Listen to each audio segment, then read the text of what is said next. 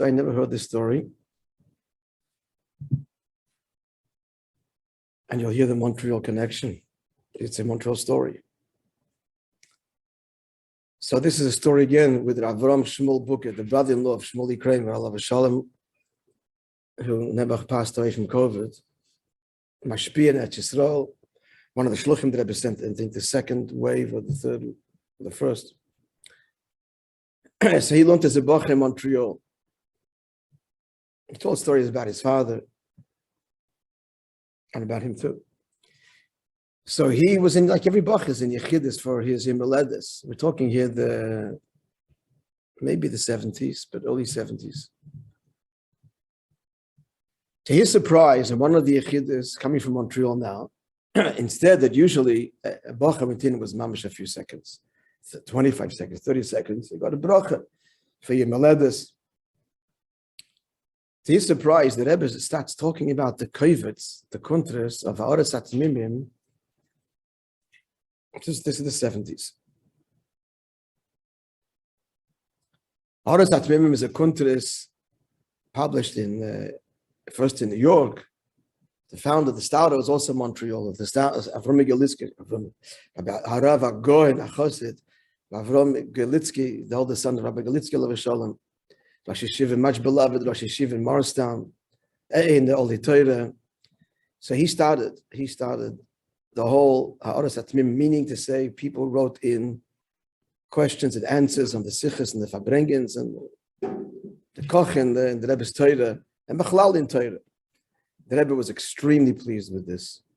And Montreal for one time also produced, and Morristown I think still produces Ha'aretz Atmimim.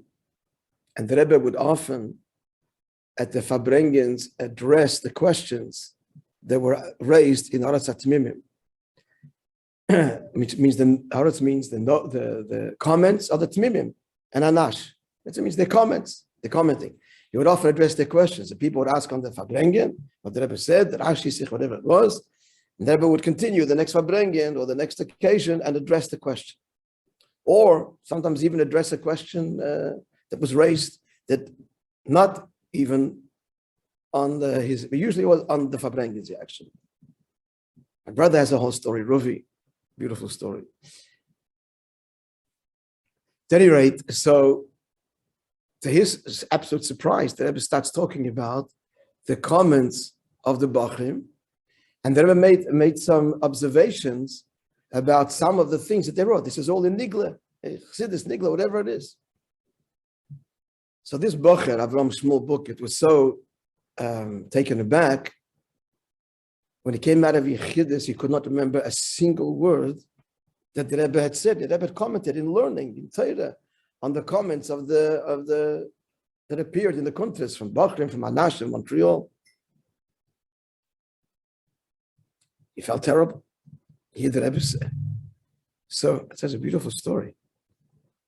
So he went to the Mashpia. He went to Rabbi Greenglass, alav shalom. The Mashpia here in Montreal. What should he do? She write to the Rebbe that I'm so sorry, I just don't remember what the Rebbe said. And could the Rebbe write it for the Bachrim? On the other hand, not only you forgot, you're going to bother the Rebbe to write it. So what should he do? So listen to the answer. This is a beautiful answer. This is why he's Mashpia. No, Chaim, what would you answer? I have no clue what I would answer, but look what he answered.